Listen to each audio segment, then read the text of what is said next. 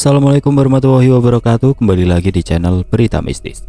Untuk kisah kali ini masih melanjutkan dari kisah yang sebelumnya, sebuah kisah dari tulisannya Tina Astuti. Kisah yang berjudul Iparku Gentayangan, Mencari Lidahnya yang Kusimpan. Dan sebelum kita lanjut ke ceritanya, tekan dulu tombol like video ini dan jangan lupa tekan juga tombol subscribe channel ini. Nyalakan juga lonceng notifikasinya agar tidak ketinggalan cerita-cerita lainnya dari channel ini. Dan buat teman-teman yang pengen membaca langsung ceritanya, nanti silahkan saja kunjungi linknya yang nanti akan saya sertakan di kolom deskripsi. Dan seperti apa untuk kelanjutan dari kisah ini? Langsung saja kita masuk ke ceritanya.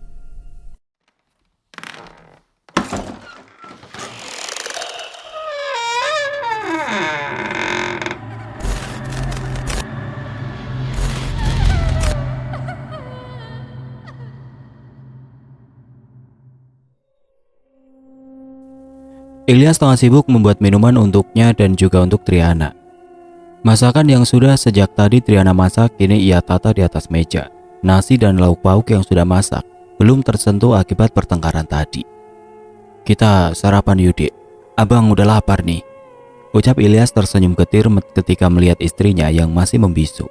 Luapan emosi Triana menjadi satu antara kecewa, marah dan sakit hati. Maka itu membuat Triana sangat tersiksa hingga melampiaskannya dengan pertengkaran. "Cukup segini." Ilyas mengambilkan nasi untuk Triana, sedangkan istrinya hanya menanggapinya dengan anggukan kecil. Mereka berdua kali ini makan dalam diam, tidak seperti biasanya penuh canda tawa. Ilyas berusaha membuka percakapan agar Triana bisa berceloteh manja seperti biasanya. Ilyas juga mencoba menggoda dan menghibur Triana agar ia tidak larut dalam kesedihan maupun kekecewaan.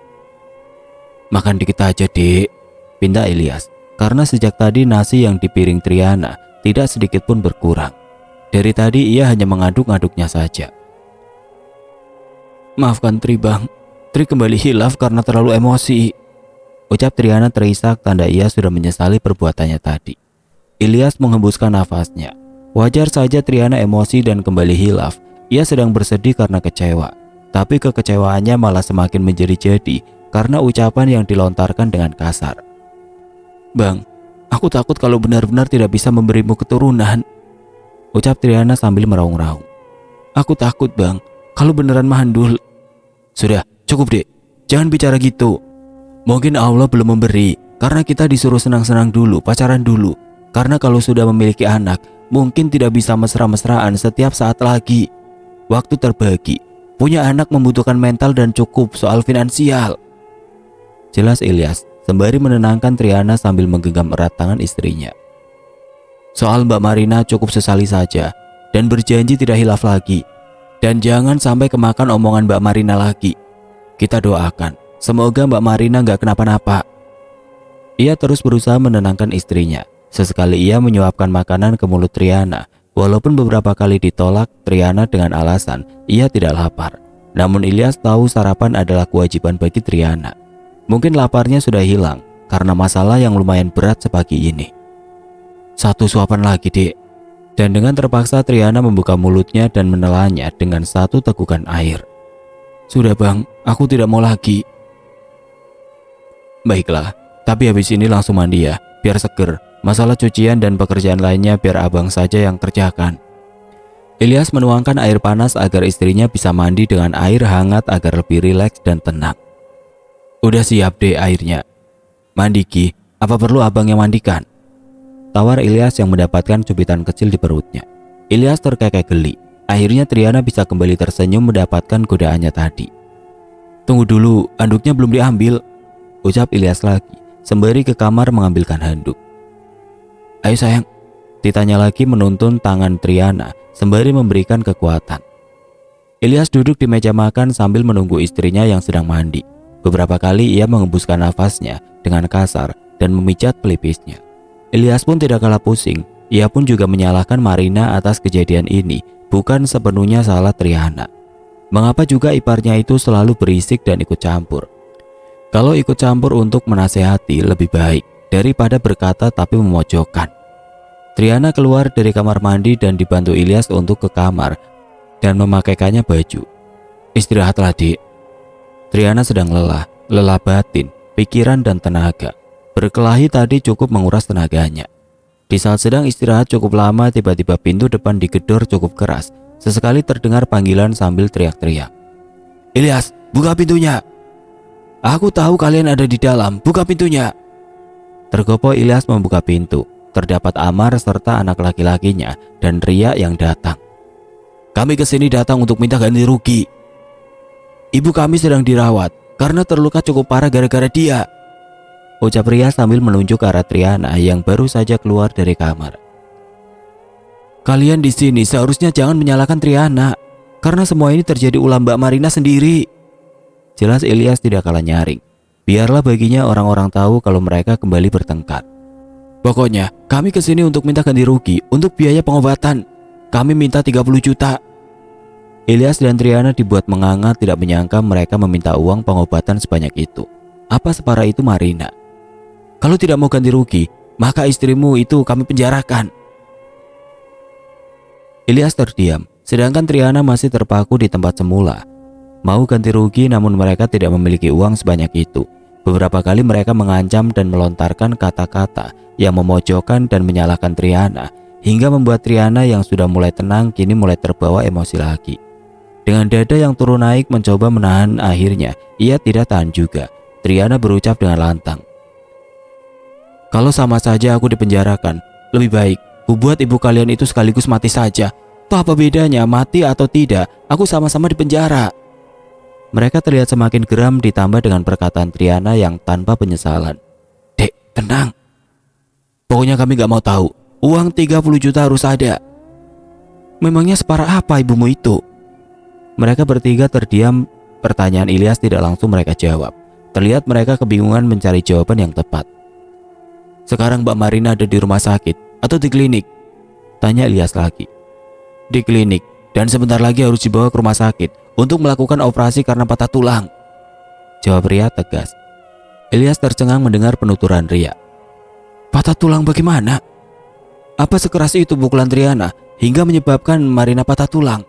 Bahkan harus dioperasi di rumah sakit besar." "Sudah cukup. Kau ini kalau dijelaskan apa gunanya juga? Kau itu bebal, mana ngerti masalah medis." "Bener itu, kami minta sore ini harus ada uangnya." Mereka bertiga pulang setelah meminta ganti rugi yang sangat banyak. Beberapa tetangga juga ikut menguping sambil geleng-geleng kepala, entah apa maksudnya. "Maafkan Tri ya bang, ini semua gara-gara Tri." "Uang tabungan ada berapa dek?" "Uang tabungan udah abang ambil waktu itu buat pinjaman ke Bang Amar." Jelas Triana, dan kembali Ilyas mengusap wajahnya berkali-kali. Bahkan Triana sudah tidak memegang uang simpanan lagi, semuanya sudah dipinjam iparnya itu. Padahal itu hanya boleh digunakan ketika benar-benar diperlukan dan sangat mendesak. Tapi Ilyas terus menghibur agar Triana sudi untuk meminjamkannya. "Benar-benar nggak ada ya dek?" "Beneran bang." "Ya sudah, nanti abang pinjam sama teman dulu seadanya," ucap Ilyas menyandarkan punggungnya ke sofa. Seharian itu mereka tidak banyak berbincang. Mereka sibuk dengan pikiran masing-masing. Sedangkan Ilyas terus menghubungi teman-temannya, bermaksud untuk meminjam uang sebagai rasa tanggung jawab kepada iparnya. "Gimana bang?" "Semoga ada. Abang berangkat dulu ya," pamit Ilyas untuk mengunjungi temannya berniat untuk meminjam uang beberapa pun itu. Triana ditinggalkan seorang diri di rumah. Pintu bahkan jendela ia tutup semua. Sesekali ia mengintip keluar rumah ketika melihat ibu-ibu sedang bergerombolan di depan. Masing-masing mereka bercerita tentang Marina yang kini sedang berada di rumah sakit. Beberapa orang mendengar dan bertanya langsung ketika bertemu dengan Ria. Lalu Ria menceritakan semuanya hingga Triana kembali terpojok, dan semua orang malah menyalahkan Triana. "Salah Marina sendiri, punya mulut tidak dijaga," ucap salah satu ibu-ibu. "Iya sih, tapi salah Triana juga, nggak sabaran banget orangnya." Kembali heboh, bahkan viral satu kampung karena perkelahian tersebut. Dan baru kali ini Marina dibawa ke rumah sakit karena diamuk oleh Triana dengan brutal. "Mungkin masalah uang, makanya bertengkar lagi," tebak Bu Dharma. "Dengar-dengar nih ya, Marina ngutang sama Triana, mungkin itu masalahnya." "Kasihan ya si Marina, katanya sampai babak belur bahkan pingsan."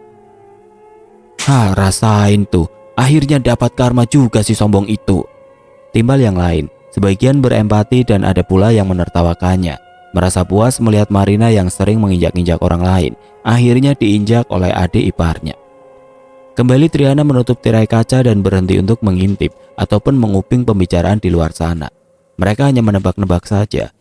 Kebenarannya belum ada yang tahu tentang masalah apa. Di dalam kamar Triana terlihat murung. Kadang ia tersenyum puas setelah melihat Marina penuh luka, tapi di sisi lain ia juga takut bahkan menyesal. Dan kini suaminya kalang kabut mencari pinjaman untuk rasa tanggung jawab akibat ulahnya. Terdengar deru motor yang berhenti di depan rumahnya. Bergegas Triana membukakan pintu. "Gimana bang? Dapat?" "Dapat dek. Alhamdulillah temen abang ngasih pinjam 4 juta. Sekarang ayo kita siap-siap ke rumah sakit buat nemuin Mbak Marina. Sekalian minta maaf." Triana terdiam. Apakah ia akan ikut serta? Tapi ia masih belum siap untuk bertemu iparnya tersebut. Apalagi saat ini kondisinya masih kurang fit. Bahkan sekujur tubuhnya sakit semua. "Dek, kok diam?" "Aku boleh gak usah ikut bang? Aku masih takut. Pasti mereka marah besar sama aku." Ilyas terdiam sejenak, lalu akhirnya menyetujui juga. "Baiklah, biar abang saja yang pergi." Saat itu juga Ilyas langsung menuju rumah sakit besar di kota mereka untuk menjenguk sekalian untuk memberikan uang tanggung jawab kepada iparnya. Dengan bermodalkan uang hasil pinjaman, Ilyas melangkahkan kakinya dengan lebar agar secepatnya sampai. Sebelumnya ia sudah menghubungi Amar untuk menunggunya di luar. "Gimana kondisi Mbak?" tanya Ilyas mendekati Marina yang menampilkan wajah masamnya. "Bisa dilihat sendiri, aku terbaring lemah, ini semua salah istrimu itu." "Aku minta maaf atas nama istriku Mbak, dan sekalian untuk memberikan ini," ucap Ilyas sambil menyerahkan amplop ke tangan Marina. "Berapa ini?" tanya Marina merasa amplop yang diberikan Ilyas cukup tebal. 4 juta Mbak, nanti aku bantu dengan cara mencicilnya," jawab Ilyas tertunduk lesu. Sesekali Marina melirik suaminya. Amar terlihat menganggukkan kepalanya disusul dengan Ria yang kini tersenyum sinis. Tanpa diketahui Ilyas, operasi karena patah tulang itu adalah akal-akalan mereka saja. Mereka semua kompak untuk mengambil keuntungan atas kejadian ini semua. Otak dari semua ini adalah Ria. Sengaja ia merencanakan ini semua demi membalas perbuatan Triana dan membuat Ilyas menjadi marah besar terhadap Triana yang sering berbuat ulah. "Bagian apa yang patah dan dioperasi Mbak?" tanya Ilyas memperhatikan sekujur tubuh Marina yang nampak baik-baik saja. Bahkan perban pun tidak menempel di tubuhnya, hanya sudut bibir saja yang sedikit diperban. Marina panik dan tergagap sambil terus melirik Ria yang juga dibuat terkejut. Itu bagian kaki," jawab Amar asal. "Ya sudah, lebih baik kau pulang saja daripada membuat mbakmu makin tertekan. Ia masih perlu banyak istirahat." "Baiklah, aku pulang. Aku dan Triana benar-benar meminta maaf kepada kalian semua," ucap Ilyas berdiri hendak pamitan. "Jangan lupa, uang tanggung jawab harus tetap jalan, walaupun kau dan istri kau sudah dimaafkan," celetuk Ria yang membuat Ilyas mengelus dadanya mendengar ucapan dari keponakannya itu. Ilyas pulang dengan wajah lesu. Masalah kali ini benar-benar menguras tenaga dan pikiran. Entah bagaimana lagi ia akan meminjam uang untuk membiayai iparnya di rumah sakit. Karena keluarga mereka tidak mau menerima alasan apapun, uang sebanyak itu harus ada, mau bagaimanapun caranya. Seharian ini Ilyas hanya sibuk mencari pinjaman. Pekerjaan sampingan yang ia tekuni beberapa terakhir ini lumayan menguntungkan, tapi untuk hari ini ia memilih untuk tidak pergi. "Assalamualaikum dek," panggil Ilyas saat setelah sampai di rumah. "Kok salam abang gak dijawab?" tanya Ilyas menghampiri Triana yang sedang melamun di sudut kamar. "Udah kok bang, abang aja yang gak denger," jawab Triana tanpa menoleh sedikit pun. "Oh gitu, dek, sepertinya kita harus bicara kepada mereka agar meminta keringanan. Pasalnya aku lihat Mbak Marina terlihat baik-baik saja tadi. Lebih baik urusan ini kita datangkan Pak RT dan juga warga agar memusyawarahkannya dengan kepala dingin," usul Ilyas yang mana sangat keberatan dengan biaya pengobatan yang diminta. "Baiklah bang, semoga mereka bisa mengerti juga akan kondisi kita." Malam itu sengaja Ilyas meminta izin untuk tidak pergi bekerja. Ilyas sudah meminta sang kakak untuk hadir di rumah. Sengaja Ilyas menyembunyikan tentang orang-orang yang sudah berkumpul lebih dulu. Kalau ia diberitahu, bisa dipastikan Amar enggan untuk datang dan memusyawarahkan semua ini. Dari jauh Amar datang bersamaan dengan anak kebanggaannya yaitu Ria yang bisa diandalkan dalam situasi apapun. "Kenapa banyak sekali orang di sini?" Heran Amar ketika melihat ada beberapa orang yang datang termasuk Pak RT. "Duduk dulu bang, biar lebih enak bicaranya," pinta Ilyas mempersilahkan abang dan keponakannya itu. Ilyas menjelaskan tentang niatnya mengumpulkan orang-orang di rumah agar memusyawarahkan dengan kepala dingin meminta keringanan. "Jadi begitu bang, dan kulihat Mbak Marina baik-baik saja." "Baik-baik apanya? Istriku sampai babak belur begitu gara-gara istri kau. Pokoknya kami sekeluarga tidak mau memberikan keringanan. Kalau tidak bersedia, ya sudah, Triana biarkan ia masuk penjara." Mendengar jawaban dari Amar, mereka yang hadir tampak saling diam. Bahkan Pak RT pun juga sama, dan mereka semua sudah berniat untuk menjenguk Marina agar melihat keadaannya secara langsung. Triana tiba-tiba bersuara dan berdiri mendekati Amar dan juga Ria. "Ya sudah, penjarakan saja aku." Amar dan Ria saling diam. Bukannya tidak mau memenjarakan Triana, tapi itu semua hanya akal-akalan saja untuk menakuti Triana. "Dek, jangan begitu. Biarkan saja bang, daripada kita tidak bisa membayar uang sebanyak itu. Kalaupun kau kami penjarakan, tetap sama saja kalian berdua harus membayar uang tanggung jawab itu." "Lah kalau sama saja, ya udah, kami tetap membayarnya. Tapi biarkan aku sendiri yang membayar biayanya pengobatannya langsung," ujar Ilyas merasa jalan yang ia ambil saat ini untuk mempermudah semuanya. Gelagapan Amar dan Ria. Terlihat wajah mereka menjadi takut khawatir akan semuanya ketahuan. "Gimana Pak Amar? Setuju?" tanya Pak RT. "Baiklah kalau begitu," jawab Amar bingung mau menjawab apa. Beberapa kali Amar menyenggol lengan Ria, tapi perempuan itu juga sama bingung jawabannya bagaimana. Sedangkan Marina dirawat menggunakan BPJS, itu pun besok pagi sudah bisa dibawa pulang. Marina hanya dirawat 1 malam saja, ia hanya luka sedikit. Dibawa ke rumah sakit karena ia sempat pingsan, dan itu yang membuat Amar membawanya ke rumah sakit besar. Pikir Amar setujui dahulu untuk saat ini, karena tidak mungkin dia bersikeras kalau tetap meminta uang sebanyak itu. Nanti malah ketahuan yang ada. Triana tidak seperti biasanya yang selalu ceria. Akhir-akhir ini ia sering menangis ketakutan, apalagi saat bertemu dengan Ria yang selalu mengancam bahkan berani menunjuk-nunjuk wajah Triana. Entahlah untuk saat ini Triana merasa sangat benci terhadap Marina.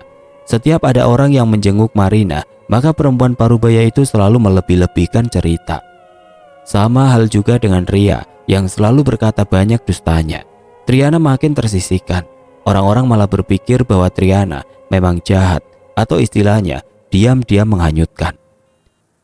Beberapa kali ia batal untuk membeli sayuran karena ibu-ibu yang lain malah semakin memojokkannya. Mereka semua bahkan kompak untuk membenci Triana. "Makanya Tri, jadi orang itu harus sabaran, apalagi menghadapi iparmu itu," ucap salah satu ibu. Entah itu nasihat atau malah sebaliknya. "Iya, untung Marina tidak mati." "Lain kali mah jangan begitu Triana, jangan didengar. Kan sudah berkali-kali diingatkan untuk sabar," ucap Bu Dharma seperti sangat mudah menasehati. Padahal kenyataannya yang dihadapi tidak semudah itu. Bahkan dadanya sampai sakit karena mencoba untuk menahan ucapan Marina yang benar-benar keterlaluan. "Sebenarnya kau beneran hamil atau tidak sih?" sambung Bu Dharma. Padahal ia sudah mengetahuinya dari Marina bahwa Triana tidak hamil. Namun Bu Dharma sengaja membuka aib itu di hadapan orang-orang.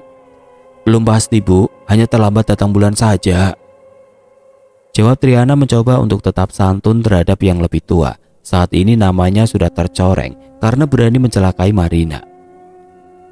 "Lah kirain sudah hamil beneran. Terus waktu kemarin itu maksudnya apa?" "Saya kemarin nggak ada bilang hamil. Kata saya minta doanya semoga cepat hamil karena saat ini sudah terlambat." Bu Dharma saja yang bercerita suka melebih-lebihkan. "Tapi saya dengar cerita dari Bu Lila kalau kau sudah hamil." "Kok saya? Kemarin saya cerita juga menyatakan kalau Triana sudah terlambat datang bulan. Tapi situ sendiri yang melebih-lebihkan," saut Bu Lila yang tidak terima. Bu Dharma terdiam, ia mencepi kesal karena yang ketahuan saat ini adalah dia yang bercerita suka melebih-lebihkan.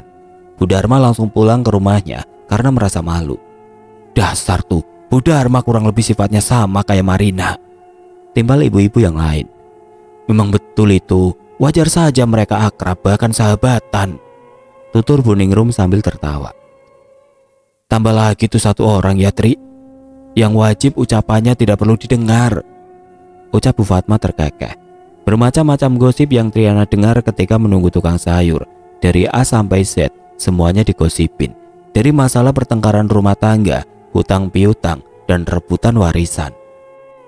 Triana hanya geleng-geleng kepala, terkadang ia termenung sendiri memikirkan nasibnya yang masih bertetangga dengan Marina. Jujur dari hati Triana merasa tidak nyaman. Bahkan mereka menatap Triana seakan memancarkan penuh kebencian yang bertambah. Setelah memilih sayuran, Triana langsung pulang ke rumah. Acara berkumpul sambil menunggu tukang sayur bagi Triana adalah wajib, karena kalau tidak ikutan, nanti malah dicap sebagai orang sombong atau antisosial.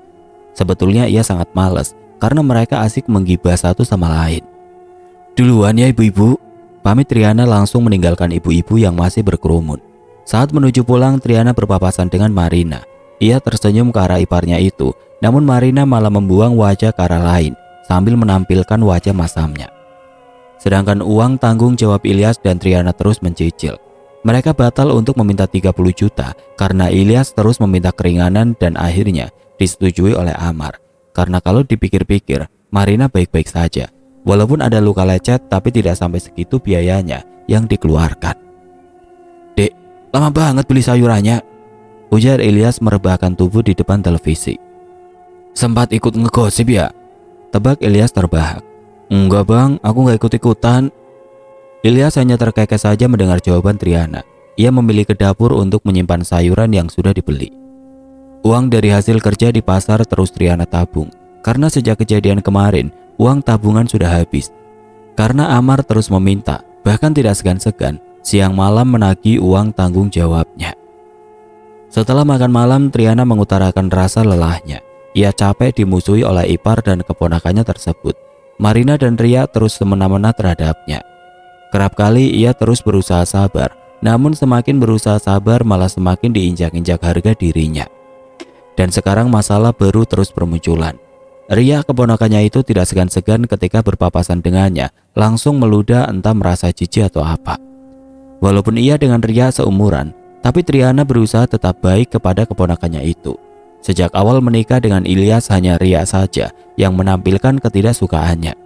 Sedangkan saudaranya yang lain masih baik-baik saja, walaupun mereka juga tidak seramah pada umumnya. Sekarang sudah berbeda, mertuanya yang kadang jadi penengah sudah tidak ada lagi. Terkadang wanita itu yang melerai jika ada selisih paham. Walaupun beliau juga tidak jarang acap kali juga tersinggung akibat perkataan Marina. Bang, aku sudah capek, didiamkan salah juga. Ilyas yang hendak menyuapkan makanan ke mulut langsung berhenti. Seandainya tidak perlu bercerita pun, Ilyas sudah tahu dan malah menambah beban pikirannya. Ia juga bingung harus bagaimana lagi. Mau meminta bersabar itu sudah biasa. Malah Triana bosan dan marah jika ia hanya mengucapkan kata itu. Terus abang harus bagaimana? Pokoknya lebih baik kita pindah bang. Ketenangan seorang istri wajib bagi suami. Aku sudah muak bang. Seharusnya kau tidak perlu membahas ini saat abang sedang makan, dek. Ucap Ilyas langsung berhenti makan dan meninggalkan Triana yang sedang kalut. Pikiran mereka kini sama-sama sedang pusing. Ilyas meninggalkan Triana seorang diri, padahal niat Triana ingin mengurangi bebannya, tapi Ilyas malah marah. Hari itu Triana bersiap ke acara pernikahan yang tidak jauh dari rumahnya. Ilyas pun juga turut ikut. Mereka pergi dengan berjalan kaki. Dek, sudah siap? Sudah bang. Ayo kita pergi sekarang. Saut Ilyas yang nampak sangat rapi. Lagi-lagi Triana mengeluhkan sikap Ilyas yang ia rasa akhir-akhir ini menjadi dingin. Tidak jarang Ilyas enggan untuk mendengar Triana yang bercerita tentang kesehariannya. Bang, abang marah ya? Tapi lagi-lagi jawaban Ilyas masih sama, bahwa ia hanya sedang pusing dan ingin istirahat. Walaupun tidak pernah marah-marah dan membentak, tapi sikap Ilyas yang berubah itu juga salah satu membuat Triana lelah dan capek. Tidak ada menjelaskan apa-apa, tiba-tiba saja Ilyas begitu. Tapi entah kenapa perasaannya sedikit khawatir jika Ilyas sudah bosan dengannya. Apalagi akhir-akhir ini suaminya itu sering berbincang dengan Amar dan juga Marina. Ia takut suaminya kemakan omongan yang enggak-enggak. Sampai di kondangan, Triana memasuki tempat makan khusus wanita, sedangkan Ilyas berada di sebelah tendanya. Saat Triana hendak mengambil makanan yang terhidang, tiba-tiba Marina muncul dengan teman-temannya. Mereka semua memandang Triana dengan remeh. Mar, ini ada adik iparmu, ujar salah satu ibu-ibu sosialita itu. Iya, emangnya dia diundang juga ya? Jawab Marina memperhatikan Triana dari atas sampai bawah. Kayaknya enggak deh, timpal yang punya acara sambil terkekeh dan diikuti tawa yang lain. Makan jangan banyak-banyak, apalagi sampai ngebungkus, ucap Marina dengan gelak tawanya. Maklumlah dia jarang makan enak, khawatir dia embat semuanya, sambung Marina. Triana hanya diam saja. Tatapannya nyalang ke arah Marina, dadanya naik turun, tangannya terkepal kuat. Triana mencoba tidak menjawabnya, kali ini karena terdapat banyak orang. Apalagi ini adalah acara orang lain, yang tidak lain adalah temannya dari iparnya. Jangan bikin malu, cukup kemandulanmu saja yang bikin malu, bisik Marina mampu menusuk jantung Triana. Perkataannya kali ini bukan main-main. Perempuan parubaya itu sudah sangat kelewat batas, tidak berpikir bahwa mengucapkan kata tersebut mampu membuat orang lain tahu semuanya. Walaupun mengucapkannya di dekat telinga Triana, namun tamu yang lain yang berdekatan dengan Triana pasti juga ikut mendengarnya. Apalagi suara Marina terkenal nyaring. Ingin marah dan membalas ucapan Marina ia tidak berani, karena Triana pikir itu sama saja dengan merendahkan dirinya sendiri ketika melawan Marina di antara orang banyak. Biarkan saja dahulu perempuan bau tanah itu berkata sesuka hatinya. Triana kembali meletakkan piring yang telah diambilnya tadi. Menu hidangan yang begitu lezat di hadapannya kini sudah tidak berselera lagi dipandang. Apalagi Triana juga mendapatkan hinaan dari yang punya acara. Triana sangat menyesal karena sudah datang ke tempat ini. Ternyata yang punya hajatan malah ikut-ikutan menggunjingnya. Triana memilih pulang lebih dulu. Ia berjalan sendirian sedangkan suaminya masih di dalam tenda khusus laki-laki. Triana merengut dengan wajah merah padam akibat amarah yang tidak tersalurkan. Orang-orang yang menatapnya penuh keheranan. Mereka pasti berpikiran aneh terhadap Triana. Beberapa teman yang menyapanya tidak Triana dengarkan. Ia sangat kesal kepada Marina karena telah mempermalukannya di hadapan orang banyak. Kelewat kesal, ia berjalan tergesa-gesa menuju rumah. Ditinggalkannya Ilyas yang masih di hajatan. Perlakuan Marina dan yang punya acara sangat tidak mengenakan. Sengaja Triana tidak sarapan karena memilih untuk makan di tempat hajatan. Tapi kalau memang belum rezeki, akhirnya tidak sebutir nasi pun masuk ke dalam perutnya. Ia membuka pintu dan menuju dapur. Terisak-isak Triana menangis meratapi nasibnya yang sedikit-sedikit selalu disalahkan. Ia mengambil gelas dan menuangkannya air putih. Diteguknya sampai habis. Akhirnya tangis Triana mereda setelah cukup lama menangis seorang diri dan sekarang sudah lumayan lega. Matanya sembab dan memerah.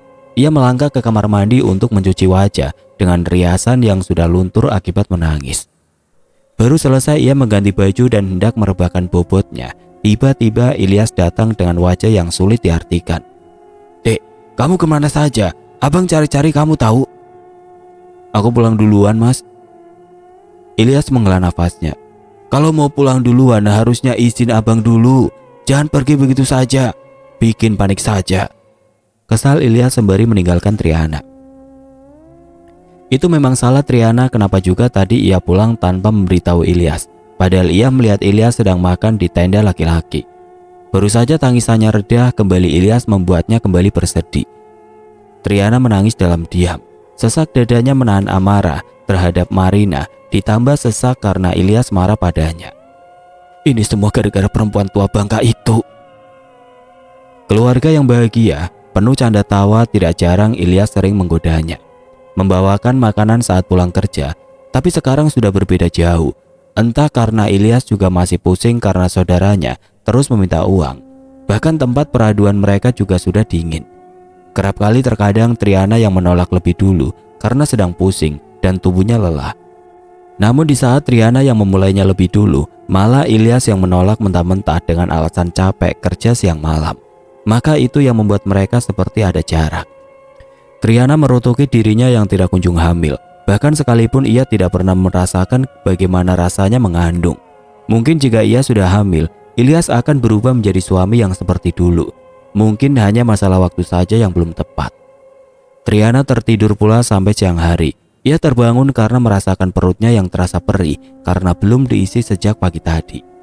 Triana bangun dari tidurnya dan pergi ke dapur untuk makan. Sebelumnya, ia sudah memasak nasi dan menggoreng ikan. Ia makan dengan tergesa.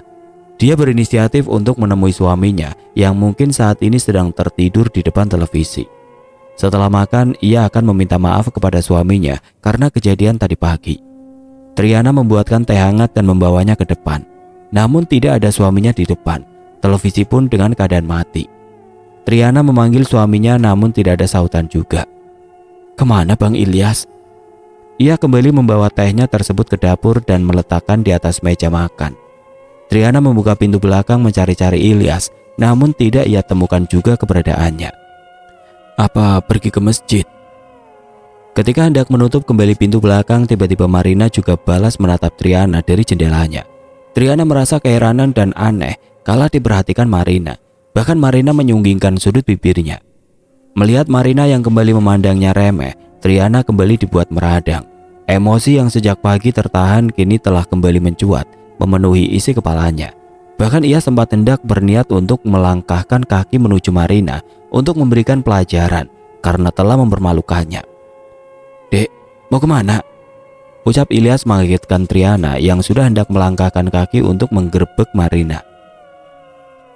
Ilyas menatap iparnya yang masih berdiri di jendela memperhatikan mereka berdua, dan Ilyas mengerti dan tahu jika Triana hendak mendatangi Marina. "Jangan Dek, sudah cukup, jangan berulah lagi, biarkan saja mereka," ucap Ilyas untuk menahan Triana. Triana paham kemana arah pembicaraan Ilyas. Ia termenung memperhatikan suaminya yang malah marah kepadanya, padahal iparnya itu yang selalu mengganggu. "Cepat, tutup pintunya." "Lepasin Bang, jangan kuat-kuat, sakit." "Dek, kamu itu harus sabar, nanti mereka capek sendiri juga." Triana tersenyum menanggapi ucapan sang suami. "Bang, aku sudah muak. Abang cuma bisa bilang sabar-sabar terus. Aku yang capek, aku yang selalu dihina mandul, difitnah, digunjingkan. Bahkan abang juga harus tahu, si Marina itu telah mempermalukan aku di hajatan tadi," jawab Triana dengan suara nyaring. "Abang tidak pernah merasakan apa yang setiap hari aku rasakan. Abang cuma kerja siang malam, sedangkan aku sendirian di rumah menghadapi ipar dan keponakanmu itu yang tidak tahu malu. Awalnya aku memang hanya bisa bersabar, tapi mereka semakin menginjak-injak aku. Akhirnya pertahanan aku runtuh Bang. Aku menyerah," ucap Triana kembali menangis. Ilyas hanya terdiam mendengarkan penjelasan Triana. Tidak ada yang bisa dia lakukan. Menuruti kemauan Triana untuk pindah rumah saja, ia belum sanggup. "Maaf Bang, Tri hanya manusia biasa yang tidak bisa menahan amarah dan tidak bisa terus bersabar. Kini terserah Bang saja, mau menceraikan aku juga tidak masalah. Aku memang tidak bisa memberikan keturunan," terang Triana sambil menggeleng-geleng kepala. Ilyas masih bungkam, sedangkan di sebelah rumah yang hanya disekat kebun pisang itu, Marina masih memperhatikan dan mendengarkan keributan itu secara terang-terangan. Sesekali Marina tertawa dan merasa puas karena telah melihat rumah tangga Triana dan Ilyas kini terasa di ujung tanduk. Triana melirik iparnya itu yang belum beranjak juga dari tempat semula. Bahkan Marina tersenyum penuh bahagia melihatnya bertengkar dan saling menyalahkan satu sama lain. Ilyas meninggalkan Triana yang masih menangis. Seharusnya sebagai suami, Ilyas memeluk istrinya yang bersedih seperti yang dulu-dulu sering dia lakukan. Tapi kini Ilyas malah meninggalkannya tanpa sepatah kata pun. Semoga cepat bercerai," teriak Marina dari jendela rumahnya. Triana menatap nyalang ke arah Marina. Bahkan tatapan Triana mampu menghujam jantung Marina. Tapi Marina seakan mengejek Triana. Triana membiarkan Marina yang masih asik dengan tawanya. Triana ke dapur dengan emosi yang meletup-letup. Bahkan cangkir yang berisi teh hangat yang ia buat kini sudah menjadi bahan amukannya. Ia sangat frustasi. Apa yang ada di meja ia hempaskan semuanya. Triana melangkah ke sudut dapur dan berdiri di sisi lemari dan mengambil suatu benda panjang yang terbungkus dengan kertas koran bekas. Triana tersenyum dan tertawa-tawa memperhatikan benda tersebut sambil ia berkata, "Maafkan aku Bang, sepertinya aku harus menuntaskan semuanya." Triana terdiam sejenak memikirkan langkah yang selanjutnya yang akan ia ambil. Ia menimbang-nimbang cara eksekusi yang pas. Tekadnya sudah bulat. Ia tidak lagi mendengarkan ucapan orang lain tentang nasihat-nasihat dari suara sumbang yang hanya mampu memberikan nasihat tanpa tahu yang dirasakan Triana. Triana membawa benda tersebut ke dalam kamarnya dan menaruhnya kembali ke kolong ranjang. Ini adalah rencana besar, maka ia harus baik mempersiapkan semuanya agar semuanya murni tidak ketahuan. Tunggu malam ini, wahai perempuan tua bangka, ucap Triana tertawa-tawa, memikirkan Marina yang tidak bisa melawan lagi. Ia membaringkan tubuhnya di atas ranjang. Sesekali pikirannya melayang kepada Marina yang terkikik geli tatkala ia menghayal akan mencincang mulut iparnya tersebut. Sesekali Triana bergumam sendiri dan tersenyum-senyum sendiri ketika amarahnya hendak ia tuntaskan dengan hal yang tidak biasa. Sore itu Ilyas tanpa pamitan pergi ke pasar. Mereka masih sama-sama emosi dan saling diam. Triana pun juga enggan untuk menegur Ilyas lebih dulu. Dari sore hari Ilyas pergi sampai Isya tidak kunjung pulang ke rumah. Padahal biasanya ia pulang lebih dahulu, baru kembali berangkat kerja menjadi satpam. Beberapa kali Triana mengecek ponselnya, tapi suaminya sama sekali tidak ada menghubunginya. Biarkanlah, dia tidak usah pulang sekalian, ucap Triana bermonolog sendiri dengan rasa kesal menghimpit dada. Pukul 1 dini hari saat orang-orang sudah terlelap dengan berselimutkan hangat, namun berbeda dengan Triana yang tengah sibuk di dapur menyiapkan semua keperluan yang akan dibutuhkan. Dengan matang Triana menyiapkan benda-benda yang sudah dia susun. Cangkul dan linggis milik suaminya kini ia keluarkan semuanya. Ia menuruni rumah lewat pintu belakang, berjalan di antara kegelapan malam, mencari-cari tempat yang pas. Semak belukar yang menghalangi jalannya terus ia terobos tanpa menggunakan alas kaki. Suara binatang malam menemani Triana untuk menggali lubang yang cukup menampung darah agar tidak berceceran. Lubang itu tidak terlalu dalam, juga tidak terlalu dangkal. Kerasak-kerusuk di tengah malam di saat orang lain sudah terbuai dengan mimpi indah, sedangkan Triana harus menyiapkan semuanya sebelum mulut iparnya itu kembali berkata kasar kepadanya. Sebetulnya sudah jauh-jauh hari ia ingin menuntaskan semuanya, tapi saat itu niatnya tidak sepenuhnya bulat. Tapi sekarang ia semakin yakin jika semuanya harus disudahi secepatnya. Suasana malam yang dingin dan sepi tidak membuat Triana merasakannya. Ia tidak peduli, ia malah sibuk beberapa kali menyeka keringat di pelipisnya. Lebih baik kubunuh saja daripada aku harus membayar biaya tanggung jawab yang tidak kunjung lunas itu. Apa bedanya kalau tidak mampu bayar dengan melenyapkannya langsung? Sama-sama di penjara juga.